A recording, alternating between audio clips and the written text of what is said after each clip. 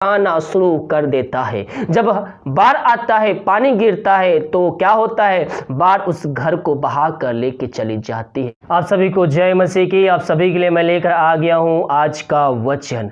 और मेरे प्रियो, आज का वचन आपके जीवन में एक विश्वास को उत्पन्न करेगा। हालेलुया। हम इस वीडियो में जानेंगे दो व्यक्तियों के बारे में, जो एक व्यक्ति मजबूती से अपना घर को बनाता है और दूसरा बालू के ढेर के जैसा अपना घर को बनाता है। तो इस वीडियो के माध्यम से प्रभु आपके वचनों के द्वारा आपसे बात करना चाहते हैं और आज अपने आप को जांचने के कहते हैं कि आप अपने आप को जांचिए कि आप किस जगह पर खड़े हैं और किस जगह पर आप अपना घर बनाए हैं। आज के मन के लिए हम देखते हैं लूका 6वें अध्याय के उसके 46 पद से। वहां पास लिखा है घर बनाने वाले दो मनुष्य। 46 पद में लिखा है, जब तुम मेरा कहना नहीं मानते हो तो तुम मुझे हे प्रभु क्यों कहते हो। प्रभु का वचन हमसे क्या कहता मेरे प्रियो, जब तुम मेरा कहना नहीं मानते हो तो तुम मुझे हे प्रभु क्यों कहते हो। हम प्रभु उसको कहते हैं जो हमारा उद्धारकर्ता परमेश्वर है, जो हमें ज्ञान देता है, जो हमें शिक्षा देता है, जो हमें आशीष देता है, हमें आशीष भरपूर करता है। तो प्रभु का वचन हमसे क्या कहता है, उसकी आज्ञाओं को पालन करेंगे तो हम उसको प्रभु कर कर बुलाएंगे, हम उसको संबोधित करेंगे। लेकिन यहाँ पास प्रभु का वचन कहता है, जब तुम मेरा कहना नहीं मानते हो तो मुझे क्यों हे प्रभु कहते हो। अगर हम उसकी आज्ञाओं पे चलेंगे तो हम उसको हे प्रभु हम कह सकते हैं। लेकिन यहाँ प्रभु यीशु मसीह अपने चेलों से कहते हैं, तुम मेरी आज्ञाओं को नहीं मानते हो तो मुझे हे प्रभु क्यों कहते हो। हालेलुया। जो कोई मेरे पास आता है वह मेरी बातें सुनकर उन्हें मानता है। मैं तुम्हें बताता हूं कि वह किसके समान है। यहां वचन क्या कहता है, जो कोई मेरे पास आता है और मेरी बातें सुनकर, यानी कि जो वचन को सुनकर ग्रहण करता है, उस पे चलता है। प्रभु यीशु मसीह अपने चेलों को बता रहा है कि वह किसके समान है। वह उस मनुष्य के समान है जिसने घर बनाते समय भूमि गहरी खोदकर चट्टान पर नींव डाली और जब बाढ़ आई तो धारा उस घर पर लगी परंतु उसे हिला ना सके। जब हम वचन सुनते हैं तो हमें उसको अपने हृदय में बसाकर हमें पूर्ण रीति से उस पर विश्वास करना है।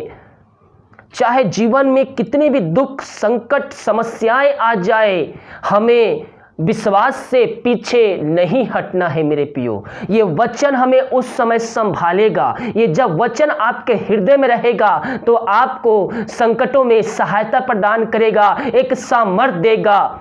यहाँ प्रभु का वचन यही कहता है, वह उस मनुष्य के समान है जिसने घर बनाते समय भूमि गहरी खोद कर चट्टान पर नींव डाली। जब बाढ़ आई तो धारा उस घर पर नहीं लगी, ना उसको हिला सके।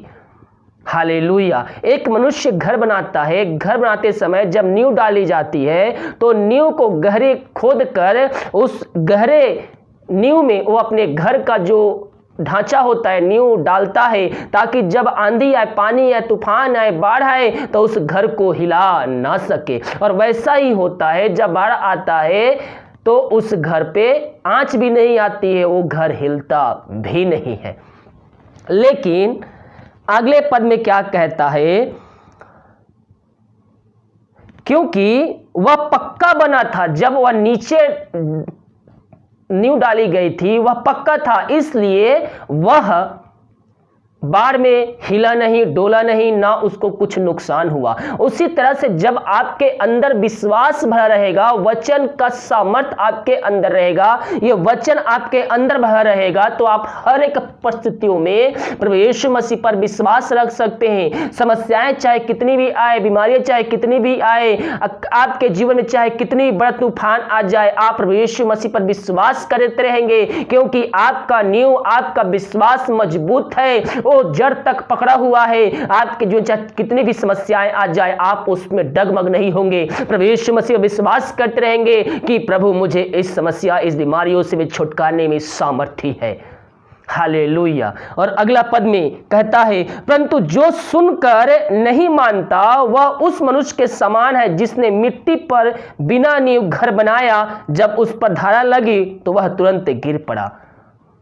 दूसरा मनुष्य क्या करता है, जमीन के अंदर खोद कर नींव डालकर वो घर को बनाता है। यानी कि आप वचनों के गहराई में जाकर वचन को विश्वास करके हृदय बसा लेते हैं, लेकिन एक मनुष्य जब वचन बोया जाता है, यानी कि मैं आपको वचन सुना रहा हूं, आप वचन सुनते हैं लेकिन उस पर विश्वास नहीं करते हैं। आप वचन सुनते हैं लेकिन विश्वास नहीं करते हैं। दूसरा व्यक्ति मेरे कहने के वचन को सुनता है और उस वचन पे विश्वास करता है, प्रार्थना किया जाता है, उस प्रार्थना और विश्वास करता है और गहरी विश्वास करता है कि चाहे कुछ भी समस्या बीमारियां आ जाए मेरे जीवन में, प्रभु मुझे इससे निकालने में सामर्थ्य है। हालेलुया। और एक व्यक्ति वचन को सुनता है, प्रार्थना को सुनता है, लेकिन वो क्या होता है, वो विश्वास नहीं करता है। अब बहुत से भाई बहन लोग 10 ठो वीडियो देखेंगे, दूसरे का वचन सुनेंगे, दूसरे का वचन प्रार्थना को सुनेंगे, इसके नहीं तो इससे मैं चंगा हो जाऊंगा। नहीं मेरे पियो, आप विश्वास कीजिए प्रभु यीशु मसीह पर कि इस प्रार्थना के द्वारा मुझे आशीष, चंगाई, छुटकारा मिल जाएगा। और जब हम विश्वास करेंगे तो हम प्रभु के आशीष क्रम को अपने जीवन में रिसीव करेंगे। यहां प्रभु का वचन कहता है, परंतु जो सुनकर नहीं मानता वह उस मनुष्य के समान है जिससे मिट्टी पर बिना नींव घर बनाया। और दूसरा व्यक्ति घर बनाते समय वो गड्ढा नहीं खोदता, नींव नहीं खोदता, और जमीन से ही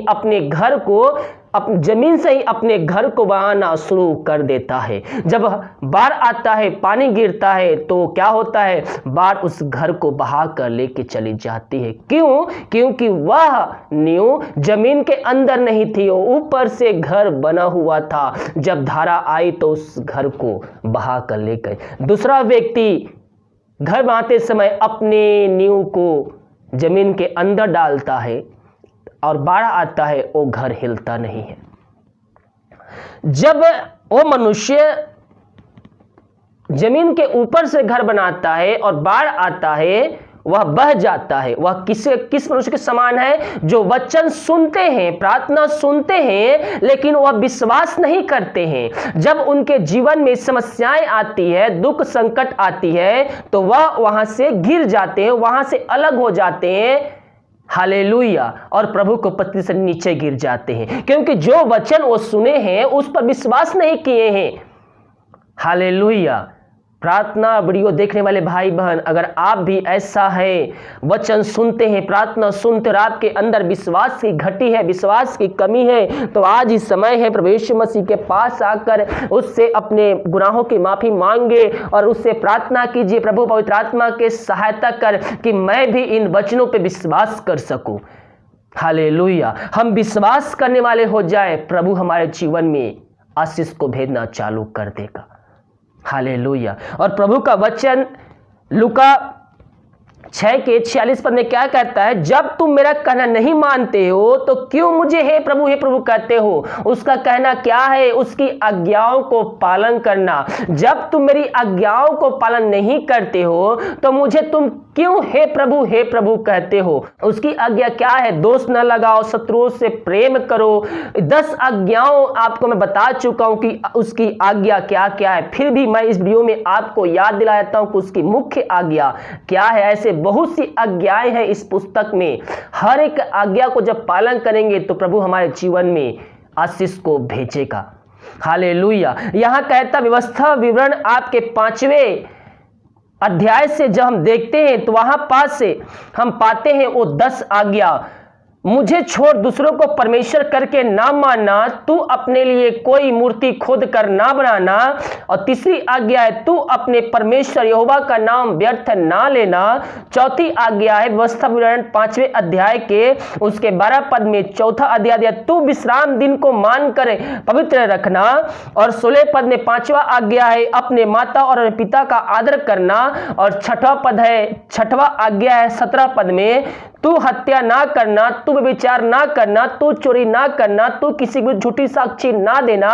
और 10वां और लास्ट आज्ञा है तू ना किसी की पत्नी का ना तू किसी पत्नी की लालच ना करना और ना किसी घर का लालच करना, ना उसके खेत, ना उसके दास, ना उसकी दासी, किसी भी चीज का क्या ना करना, लालच ना करना। हालेलुया। ये सब उसकी आज्ञा है। जब हम उसकी आज्ञाओं पे चलेंगे तो प्रभु हमारे जीवन में कार्य करेगा और हमारी बढ़ोतरी के लिए, हमारी आशीष के लिए, हमारी सांसारिक आशीषों जो प्राप्त होती है उसके प्राप्ति के लिए हमें 10वां अंश देना होगा।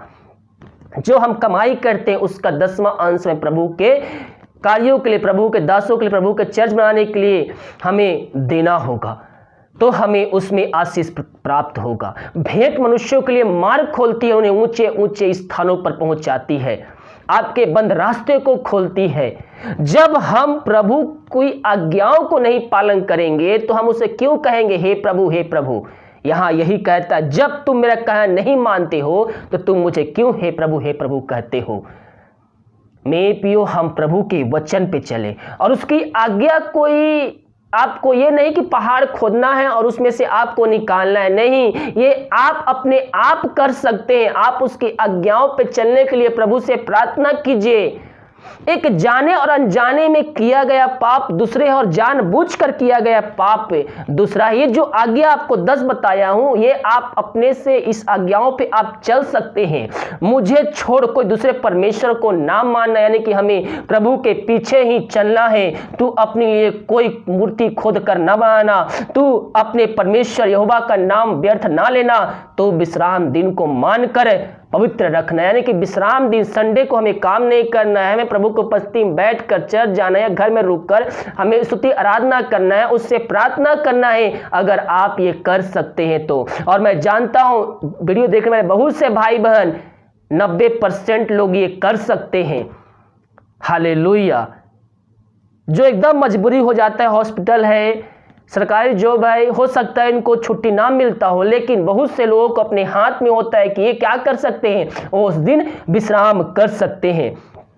अपने पिता और अपनी माता का आदर करना, तू हत्या ना करना, तू चोरी ना करना, तू किसी के विरुद्ध झूठी गवाही ना देना, तू किसी की पत्नी का लालच ना करना, ना उसके घर को, ना उसके जमीन को, ना उसके गाड़ी को, ना बंगले को देखकर उसकी लालच करना। हालेलुया। हमें लालच नहीं लाना है मेरे प्रियो, किसी भी चीज़ों को देखकर। आपके जान पहचान, आपके ऑफिस के लोगों के पास सब कुछ हो, आपके पास कुछ ना हो, उनके पास सांसारिक है, लेकिन आपके पास आत्मिक जीवन है। इस पृथ्वी पर रहते समय जीवन यापन करने के लिए जो वस्तुएं आपको चाहिए, परमेश्वर समय समय पर आपके जीवन में वो देगा। समय से पहले वो आपको कुछ भी नहीं देगा, क्योंकि हर एक बातों का समय निर्धारित किया गया है। और जब वो समय आपके जीवन में आएगा, प्रभु आपके जीवन में वो आशीषों को देगा। हालेलुया। जैसे जैसे आपको चीजों की आवश्यकता रहेगी, वैसे वैसे परमेश्वर आपके जीवन में वो आशीषों को देगा। हो सकता है आपके पास घर ना हो, सही समय आने पर परमेश्वर आपको घर भी देगा। हालेलुया। जिस विषय के लिए हम प्रभु से प्रार्थना करते हैं, हम प्रार्थना में अपने शामिल कर ले कि हे प्रभु, मेरी इच्छा नहीं बल्कि तेरी इच्छा मेरे जीवन में पूरी हो। और जब हम प्रभु की इच्छा को हम मांगते हैं अपने जीवन में, तो प्रभु हमारे जीवन में आशीष को भेजता है।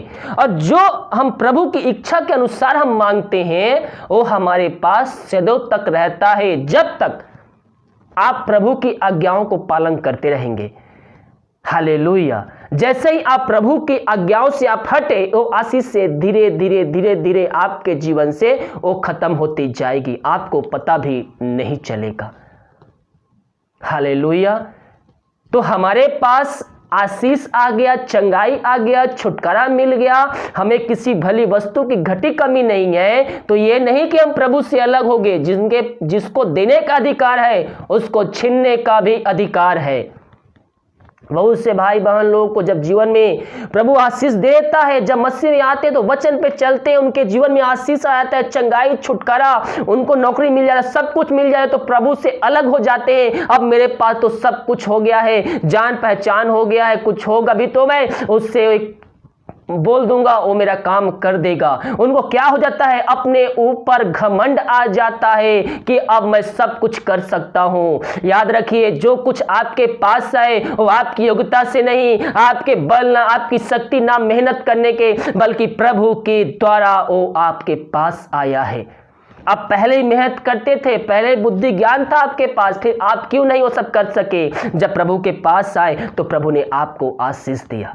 शुरू में आपका विश्वास मजबूत था प्रभु यीशु मसीह पर, आप वचनों पे चलते थे, तो ही प्रभु आपके जीवन में आशीष को भेजा है। हालेलुया। जब हम उसके वचनों पे चलेंगे तो प्रभु हमारे जीवन में आशीष को भेजता है। जब हम विश्वास में खरे निकलते हैं, परीक्षाओं में हम खरे निकलते हैं, तो उसके आगे आशीष है। जब आप मसीह में नए नए आते हैं तो शैतान आपके ऊपर अटैक करता है, हर तरफ से आपको मसीह से दूर करने का वो प्रयास करता है, और ऐसा होता भी है। बहुत से लोग कहते हैं कि पास्टर दी ब्रदर, जब से मैं मसीह में आया हूं तब से मेरा दुख तकलीफ बढ़ गया है, समस्याएं बढ़ गई है। क्यों बढ़ गया है? क्योंकि शैतान नहीं चाहता कि आप प्रभु के करीब आए। हालेलुया। वो चाहता है आप जहां से आए थे दोबारा फिर वहीं आपको धकेल दिया जाए। लेकिन जब आप उन समस्याओं में, उन कष्टों में, उन उपद्रवों में, उन कलेशों में स्थिर रहते, प्रभु के वचनों को पकड़े रहते हैं, विश्वास में कायम होकर जब आप आगे बढ़ते हैं, तो उसके बाद आपके जीवन की आशीष के रास्ते खुल जाते हैं। हम जितना मांगे रहते हैं उससे 100 गुना, उससे अधिक देने वाला परमेश्वर हमारे साथ रहता है। क्यों? क्योंकि आपने उन कठिन परिस्थितियों में प्रभु के साथ बने रहे। हालेलुया। हम कठिनाइयों में, समस्याओं में, उपद्रवों में, बीमारियों में हम प्रभु के नजदीक आए। हालेलुया। और जब हम उस परीक्षाओं से पास हो जाते हैं, उन कठिनाइयों को हम प्रभु विश्वास करते हैं, पार कर लेते हैं, तो हमारे लिए आगे आशीष रखा हुआ है। और वो आशीष आपसे कोई भी छीन नहीं सकता, क्योंकि वो आशीष परमेश्वर के द्वारा आपके पास आया है। लेकिन जब आप मसीह में आए, आपके ऊपर सताव आया, संकट आया, दुख दर्द आया, और उस समय आप प्रभु से अलग हो गए, विश्वास में नीचे गिर गए, तो फिर आगे आपके लिए आशीष के दरवाजे बंद हो जाएंगे। उन समस्याओं में, परीक्षाओं में हमें प्रभु पर विश्वास करते हुए हमें आगे बढ़ना है, तो परमेश्वर हमारे लिए आगे आशीष के दरवाजे को खोलकर रखता है मेरे प्रियो। हालेलुया। हम प्रभु के वचनों पे चलने वाले हो जाए, उसकी आज्ञाओं को मानने वाले हो जाए, परमेश्वर हमारे लिए आश्चर्य कर्म करने के लिए तैयार है। और यहाँ प्रभु का वचन कहता है, जब तुम मेरी कहा नहीं मानते तो तुम मुझे हे प्रभु क्यों कहते हो? जब तुम मेरी आज्ञाओं को मानोगे तब तुम मुझे हे प्रभु कह सकते हो। तुम मेरे आज्ञाओं पे चलो और मैं तुम्हारा प्रभु कहलाऊंगा। हालेलुया। तो हम उसकी आज्ञा पे चले। ये 10 आज्ञा है, आप इस पे चलिए, प्रभु आपके जीवन में कार्य करेगा, आपके बढ़ोतरी के लिए, श्राप के बंधन को तोड़ने के लिए, कर्ज के बंधन को तोड़ने के लिए हमें प्रभु से प्रार्थना करना होगा। प्रभु दयालु है, अनुग्रहकारी है। हम अपनी कमाई का 10वां अंश प्रभु कार्यों के लिए दे, प्रभु हमें उसमें आशीष प्रदान करेगा। हालेलुया। इस वचन के द्वारा प्रभु हम सबको आशीष प्रदान करे। वीडियो को लाइक, कमेंट, शेयर कीजिए ताकि और भाई बहन लोग यीशु मसीह को जानकर अपने जीवन का उद्धार करता स्वीकार कर सके। आइए हम एक छोटी सी प्रार्थना की ओर जाते हैं। धन्यवाद यीशु, धन्यवाद Yeshu, thank you Jesus, thank you Jesus. प्रभु जी हम धन्यवाद है पिता इस सुंदर वचन के लिए पिता। जितने भाई बहन वचन सुने हैं पिता, वचनों पर चलने में इन सबकी पवित्र आत्मा की सहायता प्रदान कर। ये वचन इनके जीवन 30 गुना, 60 गुना, 100 गुना फलवंत होने पाए पिता परमेश्वर। हाँ प्रभु, ये तेरी आज्ञाओं पे चल सके पिता, पवित्र आत्मा की सहायता प्रदान कर। जो वचन सुने हैं इनके हृदय में उतरने पाए।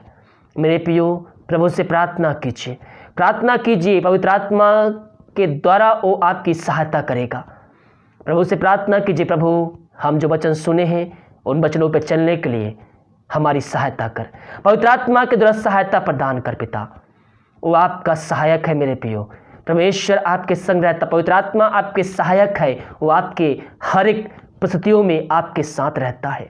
उससे पुकारिए, वो आपकी सहायता करेगा, आपको बताएगा हर एक गुण की बातों को, आपको क्या करना और क्या नहीं करना है। प्रभु से मांगे, पवित्र आत्मा और मांगने से देगा। सच्चे मन सच्चे लालसा से मांगिए, जो कोई मांगता है उसको मिलता है। प्रभु जी इन सारे भाई बहनों को तेरे हाथों में सौंप दे।